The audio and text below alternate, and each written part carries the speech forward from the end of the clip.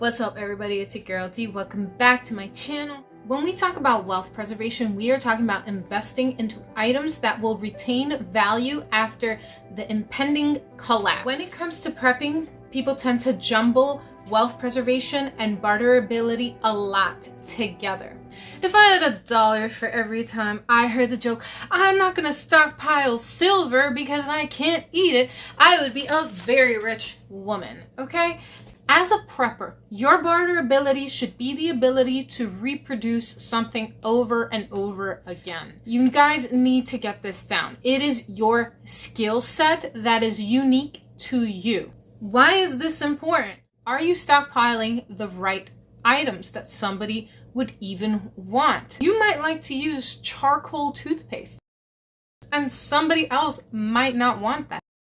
Might want regular mint toothpaste. So this is why I raised the question. Ask yourself, what can you recreate over and over again? Can you tend to chickens? Can you garden? Can you sew? What can you do repeatedly? That is going to be your main barter item. If you are stockpiling items to barter, you need to also ask yourself the question, how much of my stockpile am I willing to trade for something else? Only you can answer how long it takes you to go through 10 toothpaste and 2 packs of toilet paper. And how much of that are you willing to trade if all you have is 10 packs of toothpaste and toilet paper? But this video is to clarify that we are not going to be discussing bartering in the same way that most preppers do. This video is about wealth preservation. So it is, what can you invest your money into? Your wealth preservation is the ability to retain your wealth in items that hold value, that will maintain that value when the fiat system collapses. I'm going to be teaching you about 3 items you need to learn a lot more about and educate yourself on in order to maintain your wealth when the fiat system collapses. When your green money becomes toilet paper and you hold these 3 items because you learn them in and out, you will have something that is worth something in the future.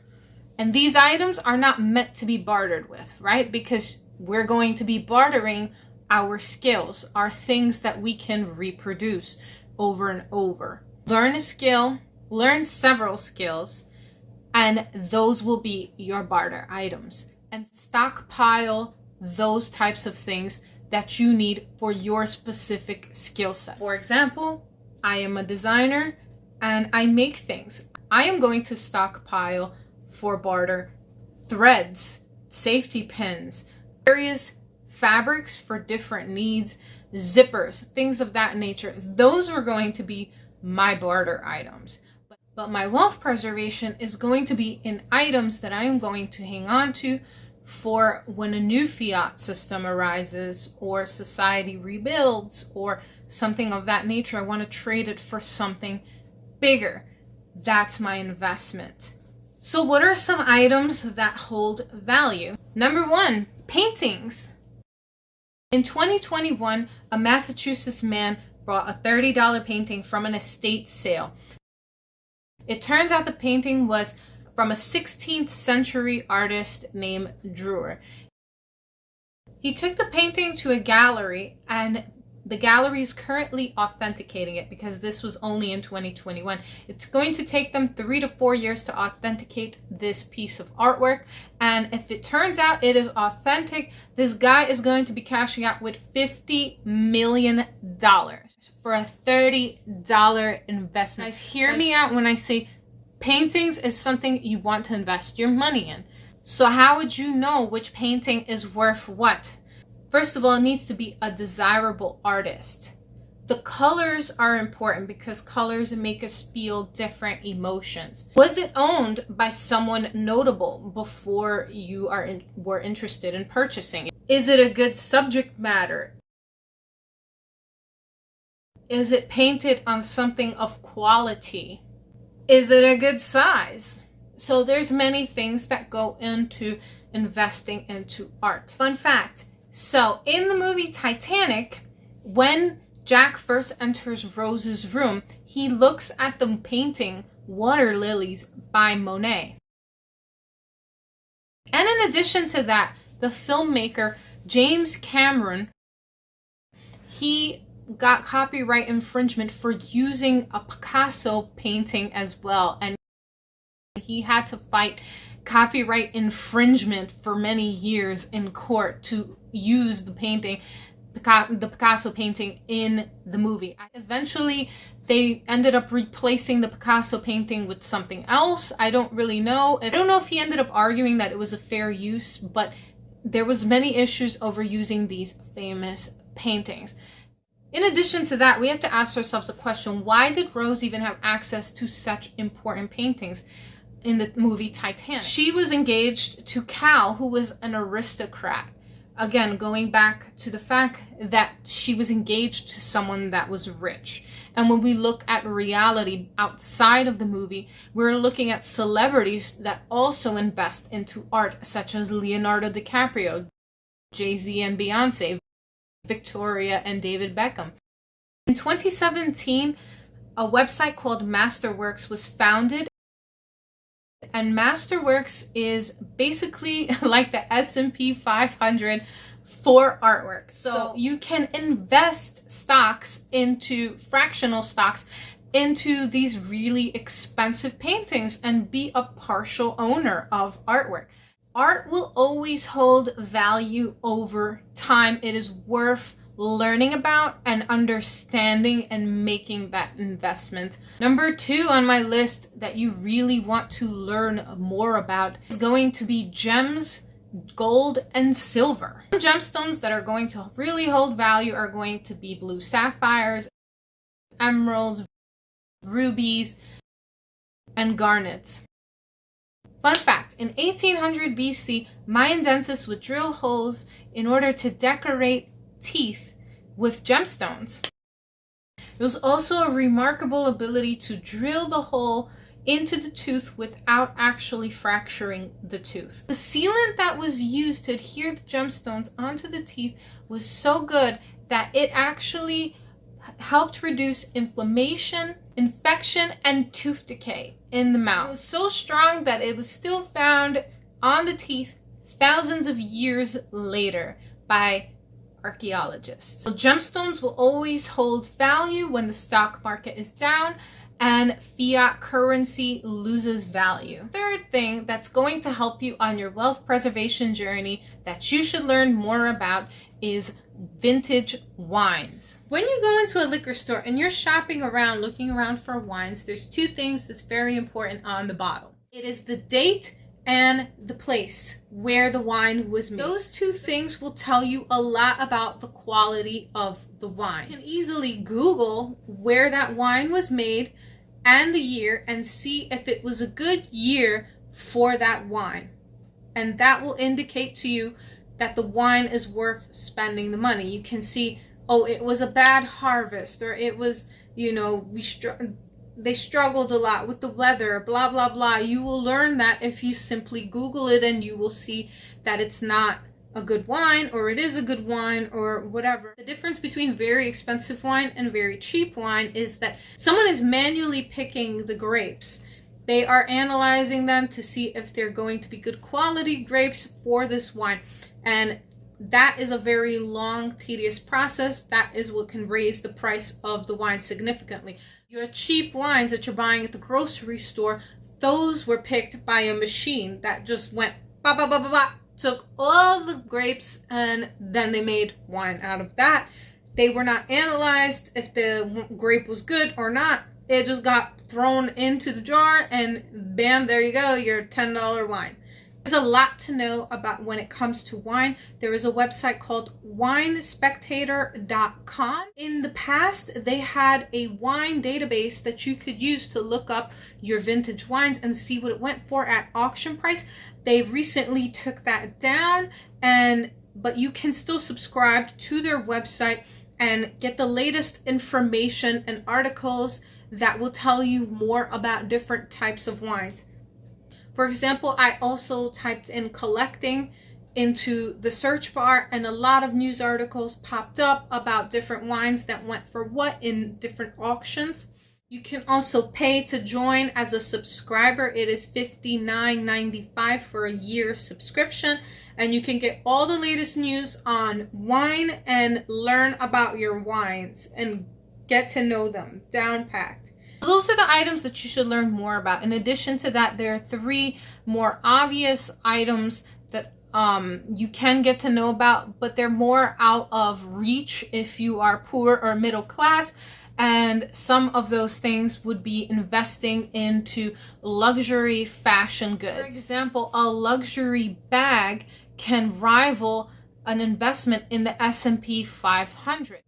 And the reason why is because the S&P 500 is connected to the fiat currency. So if your stocks were to crash, your money is basically going to be non-existent, but your Hermes bag will still exist and it will still have that money attached to it, that value. You can also, in addition, get a Chanel bag or a Louis Vuitton bag. There's also Louis Vuitton shoes, and you can also get Rolex watches as well. Recently, the South China Morning Post reported that rich Chinese consumers are selling off their Rolexes and their expensive Birkin bags. They're being sold for quick cash in China's struggling economy. I think it's different for us here now. When you examine what's happening in China and when you examine what's happening here in China, they are not going to really be able to barter with each other because they're all in lockdown. But if we're here and you have a community of people that, live next door or whatever, you can barter with them.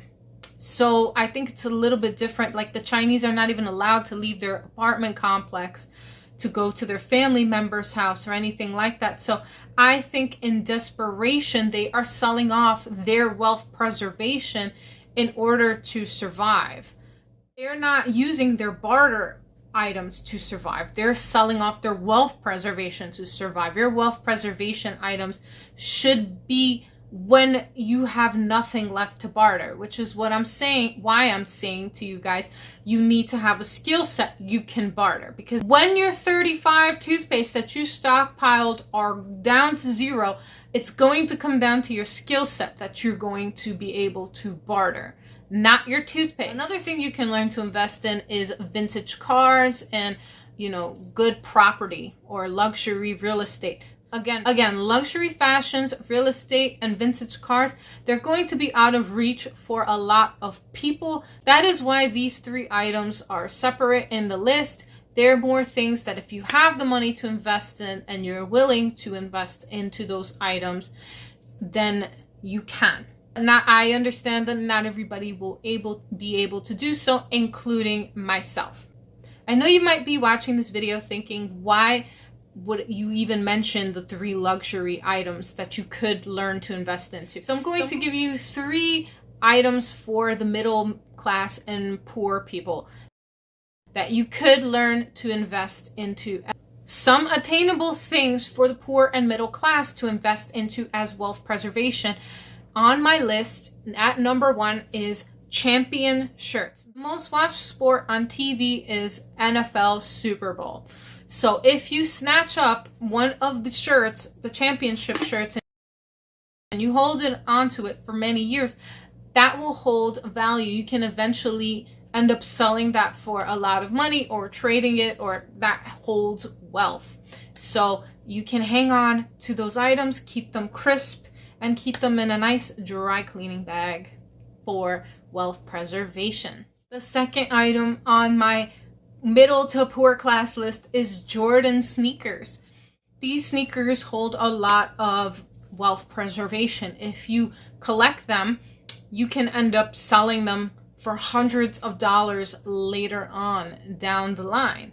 So you can have your sneaker collection. Just make sure to keep them in good condition because they do hold value. Third item on my poor to middle class list of wealth preservation is McDonald's toys.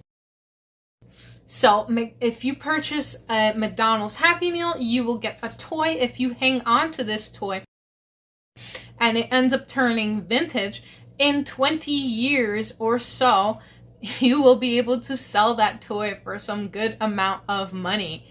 For example, a 1996 vintage 101 Dalmatians McDonald's toy set sold for $200. A vintage Lego Bionicles 2001 McDonald's set sold for $209. A Tarzan 1999 vintage McDonald's toy set sold for $449 on eBay. So hang on to those McDonald's toy sets. In conclusion, it is worth taking the time to learn about wealth preservation and other items you can invest into that will hold value over time. I want you guys to start separating barter from wealth preservation. You've got to have your skill set down pat. Learn a trade and know it well, guys, okay? You're going to need it. And if you've watched to the end of this video, I am going to also be giving you guys some health updates coming up next. So there were some delays within getting out my videos. As you guys can see, that I haven't been able to have a chance to post as frequently as possible, and one of the reasons was that I had to get more spinal injections. They injected my left side, and that was pretty horrific and painful, and I still have to get my right side done next. And I went to acupuncture today, and that was a bit tough as well because I have a pinched nerve in my spine, and that creates a lot of problems for me mobility wise. So I am trying to get the acupuncturist to alleviate that issue, and hopefully someday I'll be able to walk normally again. And there is just a lot going on with my health. I haven't been feeling the best, so I'm trying, you guys, so hard to get these videos out and do the research and teach you guys everything I know. And hopefully I will see you next time. Bye-bye. If you enjoyed this video, you surely will enjoy my other video where I go more into depth about silver and gold. Check it out now.